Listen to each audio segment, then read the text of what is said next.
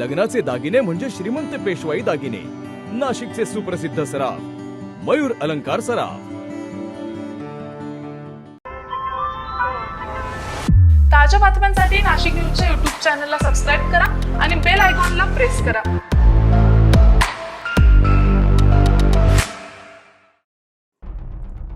इगतपुरी तालुक्यात पुन्हा एकदा अंधश्रद्धेचा काळा चेहरा समोर आलाय. गिरणारे बनवाडी परिसरामध्ये वन विभागानं मोठी कारवाई करत एका भोंदू बाबाला अटक केली आहे.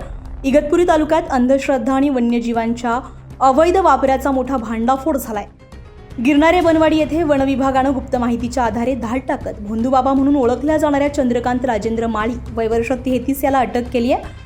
8 मे 2026 रोजी दुपारी मिळालेल्या खात्रीशीर माहितीनंतर वन विभागाच्या पथकानं सायंकाळी कारवाई करत आरोपीच्या घराची झडती घेतली आणि जे समोर आलं ते धक्कादायक होतं.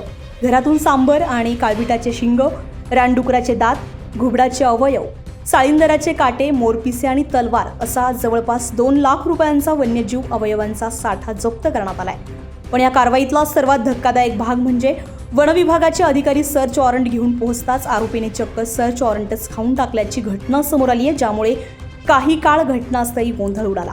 प्राथमिक चौकशीमध्ये आरोपीने हे सर्व अवयव वेगवेगळ्या ठिकाणांहून आणल्याची कबुली दिली असून धार्मिक आणि दैविक विधींसाठी त्याचा वापर होत असल्याचं सांगितलेलं आहे. दरम्यान आरोपीकडे बेकायदेशीर शस्त्र असल्याची शक्यता व्यक्त होत असून त्या अनुषंगानं अधिक तपास सुरू आहे.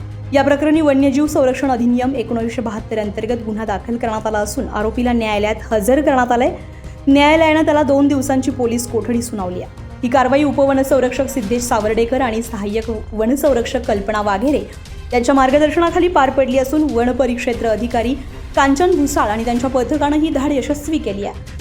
वन विभागाने आता स्पष्ट इशारा दिलाय, वन्यजीवांचे अवयव बाळगणे, वापरणे किंवा व्यापार करणे हा गंभीर गुन्हा आहे आणि अंधश्रद्धेच्या नावाखाली चालणाऱ्या अशा प्रकारांना आता थेट कायद्याचा फटका बसणार आहे. संजय परमार, नाशिक न्यूज, इगतपुरी, नाशिक.